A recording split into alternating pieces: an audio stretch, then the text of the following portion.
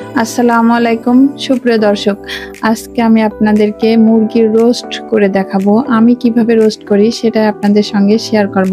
আমি এখানে মুরগি কেটে সুন্দর করে পিস করে নিছি। এগুলোকে আমি হালকা লবণ, হলুদ আর একটু লেবু দিয়ে মাখায় রাখছিলাম। এখন আমি কড়াইয়ে তেল দিয়ে মাংসগুলো ভেজে নেব। মাংসগুলো দিয়ে দিছি এবং অল্প অল্প করে ভেজে নিই। মাংস ভাজার সময় কিন্তু একটু সাবধানে ভাজতে হবে যাতে তেলটা ছুটে না যায়। মাংসগুলো আমি ভেজে নিচ্ছি। আমার মতো করে আপনারা একবার হলেও রোস্ট করে দেখবেন কি টেস্ট লাগে। মাংস এগুলো ভাজা হয়ে গেছে, আমি এগুলো তুলে নিচ্ছি। দেখেন মাংসগুলো আমার ভাজা শেষ। মাংসগুলো আমি তুলে নিলাম। সব মাংসগুলো আমি তুলে নিলাম। এখন আমি কিন্তু এই কড়াইয়ে ব্রেস্তা করে নিয়েছিলাম, সেই তেলের উপরে আমি মাংসগুলো ভেজে নিছি। এখন আমি একটু জালটা কমাই দিব, দিয়ে এর উপরে তেজপাতা, দারচিনি দিয়ে দিছি। এরপর আমি এই মশলাগুলো দিয়ে দিব। এখানে আছে আদা বাটা, ধনে বাটা, বাদাম বাটা, রসুন বাটা, গরম মশলা বাটা, মরিচ বাটা আর একটু পেঁয়াজ বাটা। গরম মশলার ভিতরে আমি এখানে নিচে একটা কালো এলাচ, কয়েকটা সাদা এলাচ, এক টুকরা জয়ত্রী, একটু ভাঙা জয়ফল নিয়ে সবগুলো আমি একত্রে বেটে নিছি। এখন আমি এর ভিতরে এক এক করে সব মশলাগুলো দিয়ে দিব, শুধু বাদাম বাটাটা পরে দিব। সব মশলাগুলো আমি সুন্দর করে কষাই নিব। এখন আপনারা কিন্তু অবশ্যই আমার চ্যানেলটা সাবস্ক্রাইব করে দিবেন এবং ফেসবুক পেজটা ফলো করে দিবেন এবং ভিডিওটা লাইক, কমেন্ট, শেয়ার করবেন বেশি বেশি। এখন আমি যেহেতু বেরেস্তা করে ওই তেলের উপরই মশলাটা কষাইছি, তেল কম হয়েছিল, আরেকটু তেল দিলাম। দেখেন মশলাটা কষাই নিছি, কি সুন্দর লাগছে দেখতে। আমি এখন এখানে লবণ অ্যাড করলাম। অবশ্যই এখানে হলুদ দেওয়া যাবে না, যেহেতু আমি রোস্ট করব। এখন আমি মশলা বাটার একটু পানি ছিল, একটু পানি দিয়ে মশলাটা ভালো করে কষাই নিব। তারপরে এই রোস্টের মাংসগুলো দিয়ে দিব।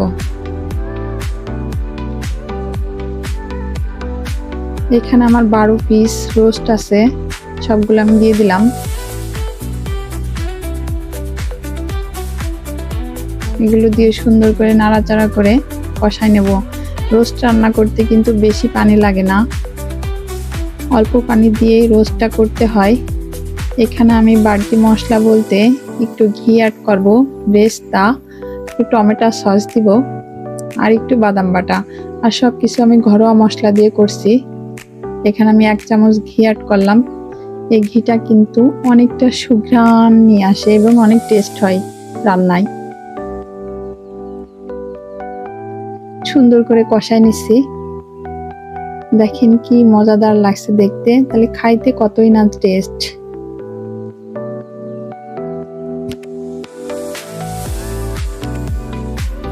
সুন্দর করে কষাই নিলাম। এখানে আমি এখন একটু টমেটো সস দিয়ে দিব। টমেটো সস অ্যাড করছি।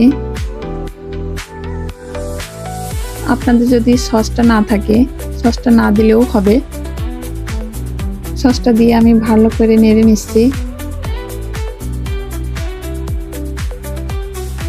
আর আমার কথাবার্তা যদি আপনাদের ভালো না লাগে তাহলে অবশ্যই ক্ষমা সুন্দর দৃষ্টিতে দেখবেন এবং আমার ভুলগুলো আপনারা কমেন্টে ধরাই দিবেন।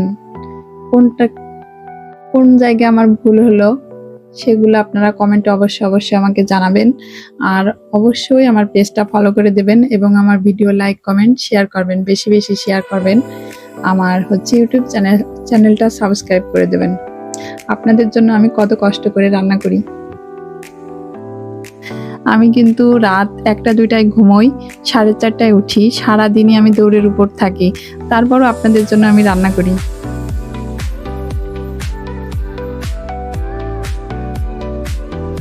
আপনারা আমার জন্য বেশি বেশি দোয়া করবেন আর আমার রান্না দেখবেন আর আমার জন্য দোয়া করবেন।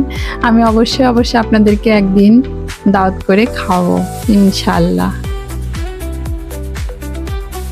এ দেখেন মাংসটা দেখতে কি দারুণ লাগছে। শেষ আমার রোস্টটা, লাস্টে যে ব্রেস্ট ছিল সেটুকু আমি দিয়ে দিছি। এ দেখেন আমার রোস্টটা শেষ, রান্না শেষ। কি দারুণ লাগছে, খাবেন? সবাই দাঁত রইলো।